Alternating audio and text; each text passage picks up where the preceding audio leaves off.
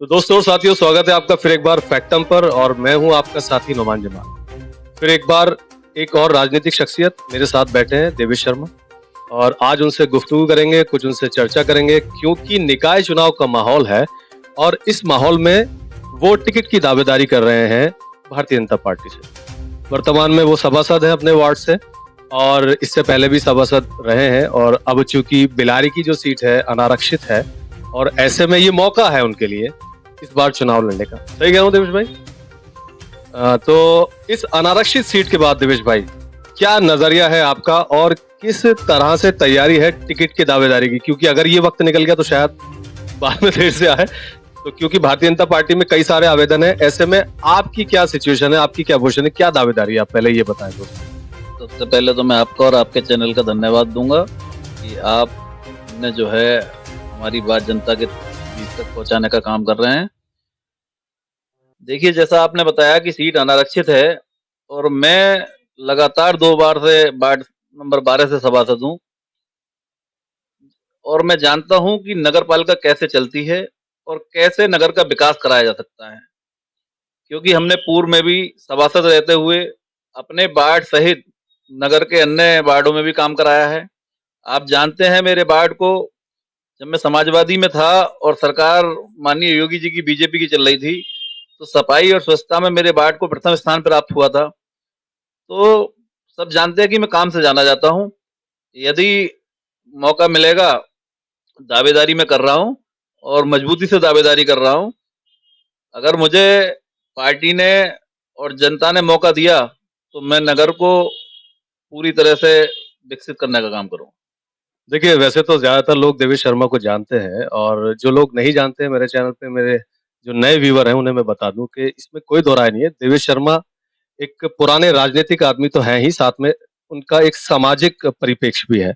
और सारे काम वो सियासत से जुड़ के नहीं करते, बहुत सारे काम वो इसलिए भी करते हैं क्योंकि उनका मन बड़ा स्वच्छ है, और लोगों की खिदमत में, समाज सेवा में वो कहीं ना कहीं अग्रसर रहे हैं। तो इसमें कोई दो राय नहीं है कि उन्होंने काफी काम किए, और जो डूडा से और इन सब चीजों से पुरानी बातें उन्होंने कही। और इसमें भी कोई दो राय नहीं कि उनके वार्ड को स्वच्छता में प्रथम स्थान मिला था। स्पेशल उन्होंने बजट सैंक्शन कराए, कुछ सारे कुछ काम विशेष थे जो उन्होंने लगातार कराए थे। आप नए हैं, इस बात का नुकसान तो नहीं होगा? देखिए, ऐसा कुछ नहीं है। पिछली बार जो इस समय हमारे वर्तमान अध्यक्षा हैं, उनके पति जो है बसपा से चुनाव लड़के बीजेपी में आए, उन्हें टिकट मिला। और पार्टी की ऐसी कोई गाइडलाइन नहीं है कि नए या पुराने का, वो जिताऊ कैंडिडेट देखते हैं। तो अगर मुझे मौका मिलता है तो मैं पार्टी को सीट यहाँ की जीत के दूंगा। तो इस बात से कोई मतलब नहीं है कि नए या पुराने। इस समय चूंकि अनारक्षित सीट है, तो आपके सामने प्रतिद्वंदता में और भी कई सारे लोग हैं। जैसे कि मैं बड़ा नाम लूं तो साहू सुनील सहाय, इससे पहले अनारक्षित सीटों पर, जनरल सीटों पर वो चुनाव लड़ चुके हैं और चुनाव जीते हैं। अलग अलग पार्टियों से चुनाव लड़े हैं, और कई बार आजाद होकर के भी चुनाव लड़े हैं, इंडिपेंडेंट चुनाव भी लड़े हैं और इलेक्शन जीते हैं। आपका कहीं ना कहीं, जब आप समाजवादी पार्टी में थे और उनका आपसी कहीं ना कहीं कुछ ना कुछ मुकदमों को लेकर के या अ, विकास कार्य को लेकर के आपसी मतभेद भी रहा है। अब चूंकि उन्होंने भी भाजपा से ही आवेदन किया है, और आप भी भारतीय जनता पार्टी का ही एक टहनी है उस वृक्ष की कहीं ना कहीं, तो क्या लग रहा है, मतलब अब सब आमने सामने होंगे या साथ साथ होंगे? साहू सुनील साय जी को लेकर के क्या आपकी राय है? देखिए, मैंने आपका इंटरव्यू साहू साहब का भी देखा है। तो हम सब लोग अभी बीजेपी से टिकट मांग रहे हैं। मैं विधिवत रूप से बीजेपी ज्वाइन कर चुका हूं। साहू साहब अभी तक बीजेपी ज्वाइन नहीं किए हैं, लेकिन टिकट मांगने का अधिकार सभी को है। साहू साहब ने भी मांगा है। लेकिन अब सब जानते हैं, समय युवाओं का दौर है। पुराने जमाने बीत चुके हैं और जनता भी चाहती है कि युवाओं को आगे आना चाहिए। मैं साहू साहब पे किसी पर टिप्पणी नहीं करूंगा, उन्होंने भी अपने समय में काम किए हैं। और उनके कार्यकाल में 2 साल हमें मिले तो सब जानते हैं कि उनसे अधिक कार्य हमने किए। चाहे बिलारी के दोनों डिवाइडर रोड हो, चाहे गेट हो, चाहे आपको मैं बताऊं मंदिर पौड़े खेड़ा का विकास हो, चाहे ईदगाह का विकास हो, चाहे शमशान घाट का विकास हो, चाहे शहीद आजम पार्क का विकास हो, चाहे आपका वार्ड संख्या 3 जो सबसे बड़ा वार्ड 2012 और 17 के बीच में मील रोड वाला रहा, वहां से डॉक्टर रामस्वरूप जी सभासद थे।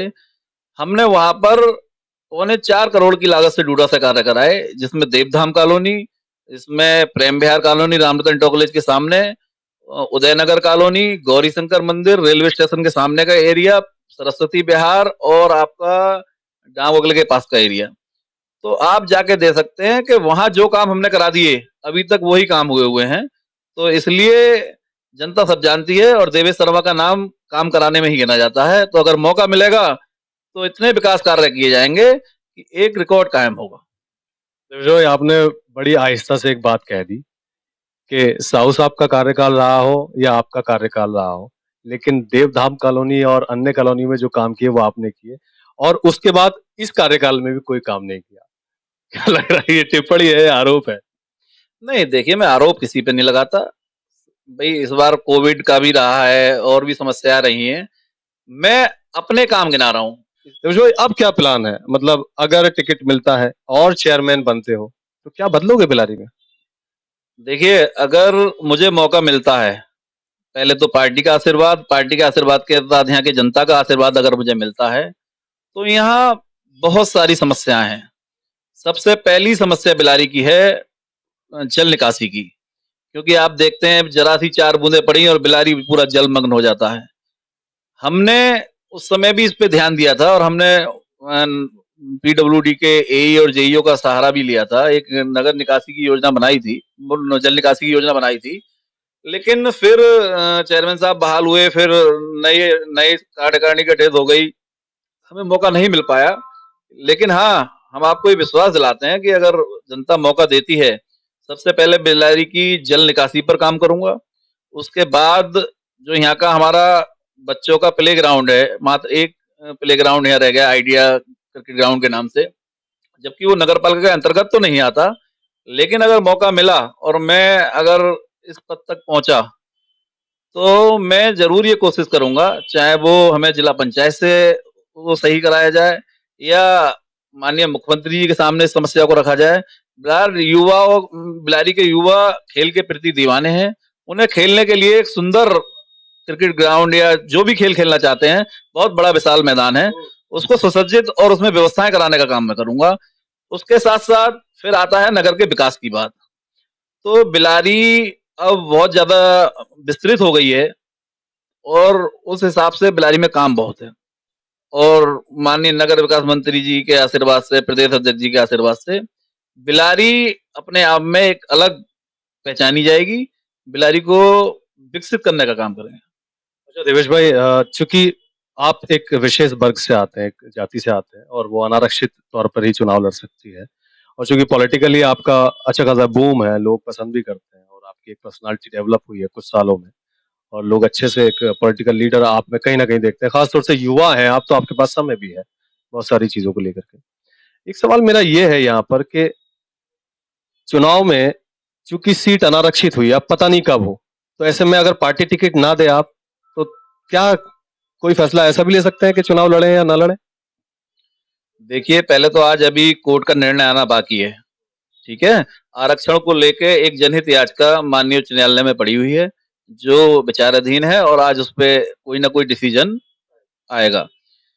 तो अगर आरक्षण कोई बिलारी का चेंज नहीं होता है, तो पहली बात तो मैं बीजेपी से मजबूत दावेदार हूँ, क्योंकि अब लोग चाहें जो समझें, लेकिन मैं अपने आप को मजबूत दावेदार मानता हूँ और कहीं न कहीं मुझे पूरा विश्वास है पार्टी पे कि पार्टी जिताऊ कैंडिडेट पे ही भरोसा जताएगी। तो मैं उस श्रेणी में हूँ, बाकी का जो होगा वो भविष्य की गर्त में है अभी, बाकी की जो चीज़ें हैं, ये सब अभी समय के आधार पे और ये आरक्षण क्लियर होने के बाद मोहन भाई आपको जल्द पता लग जाएँगी। अच्छा, चुनाव मैदान में रघुराज सिंह यादव है, समाजवादी पार्टी से संभावित है, और इसके अलावा जिशान गुड्डू लड़ रहे हैं चुनाव, और फैसल हैं बसपा से, और वाजिद अंसारी साहब हैं, उनकी पत्नी है, और भी कई सारे नाम हैं जो चुनाव में लगे हुए हैं, साबिर उस्ताद हैं और दीगर नाम हैं। ऐसे में आपका क्या मोटिव रहा है? मतलब क्या लगता है, अगर समाजवादी पार्टी से रघुराज यादव चुनाव लड़ते हैं, तो आपको अगर भारतीय जनता पार्टी टिकट देती है तो चुनाव बनेगा? किससे टक्कर मानेंगे? देखिए, अगर भारतीय जनता पार्टी मुझे टिकट देती है, तो मैं आपको ये विश्वास दिलाता हूँ कि हमारी टक्कर किसी से नहीं रहेगी। एक तरफ़ा यहाँ से बीजेपी की जीत होगी। मैं बस इतना ही कहूँगा कि अगर मुझे टिकट मिलता है, तो मुझे सभी धर्मों का, सभी जातियों का साथ मिलेगा। जितने मेरे प्रशंसक हिंदू भाइयों में हैं, उतने ही प्रशंसक मेरे मुस्लिम भाइयों में भी हैं। आज भी बहुत बड़ा यूथ केवल इसी बात का इंतजार कर रहा है कि अगर देवेश भाई मैदान में उतरते हैं, तो आप अगले दिन से देख लेना कि युवाओं में अलग ही जोश होगा। चुनाव बदल देंगे, मतलब बिसात अगर आपके पास टिकट आता है तो बिसात जो है वो चुनाव की बदल जाएगी। चलते एक आखिरी सवाल आपसे पूछ लेता हूँ, थोड़ा सा कंट्रोवर्शियल सवाल है, पब्लिक का नुमाइंदा हूं तो पूछूंगा आपसे जरूर। पार्टी में मनमुटाव है आपको लेकर के, ऐसा हमारे पास सूचनाएं आती हैं, कहीं ना कहीं लोग ऐसा जिक्र करते हैं। आप नए हैं कारण ये है, या आप पहले समाजवादी पार्टी में थे कारण ये है? देखिए, पार्टी में कंट्रोवर्सी कुछ नहीं है। जिन लोगों का पार्टी में खुद का कोई योगदान नहीं है, उनको ये लगता है कि देवेश शर्मा के आने से हमारी मतलब कुर्सी खिसकती नजर आ रही है। लेकिन मैं किसी से अपनी कोई प्रतिद्वंदता नहीं मानता। पार्टी के सभी जितने लोग हैं, मैं सबको अपना मान के चलता हूँ। जो पार्टी में काम करेगा, वो अपनी जगह बनाएगा। मैं तो एक पार्टी में कार्यकर्ता के रूप में शामिल हुआ हूँ और मैं काम करूँगा तभी मेरी जगह बनेगी। इसलिए मैं अपने सभी शुभचिंतकों और आलोचकों से कहना चाहता हूँ कि घबराने की ज़रूरत नहीं है, काम करिए। जब काम करोगे तो मौका मिलेगा। मैं जो हूँ वो अपने कामों के लिए आया हूँ, किसी की जगह लेने या खाने नहीं आया हूँ। तो आप देवेश शर्मा को सुन रहे थे और बड़ी बेबाकी से कई सारे सवालात के उन्होंने जवाब दिए, और कहीं न कहीं ये भूमिका पता चली है कि वो चुनाव लड़ते हैं तो माहौल और अलग तरह से चेंज होगा, और फिर अनारक्षित सीट पे ही वो चुनाव लड़ सकते हैं, तो मौका भी है। और मैं तो कहूँगा कि इन्हें टिकट मिल जाए तो ज़्यादा बेहतर है। हम लोग भी कुछ एक यूथ के साथ एक नया चुनाव देखेंगे। बाकी बातें बाद में होंगी फिर किसी और अन्य प्रत्याशी के साथ। अगर मेरा वीडियो पसंद आए तो इसको हिट करें लाइक के लिए, और शेयर का बटन दबाना बिल्कुल ना भूलें, और खास तौर से इस तरह की खबरें या इंटरव्यू देखने के लिए फैक्टम को सब्सक्राइब जरूर करें। बहुत बहुत शुक्रिया। जय हिंद।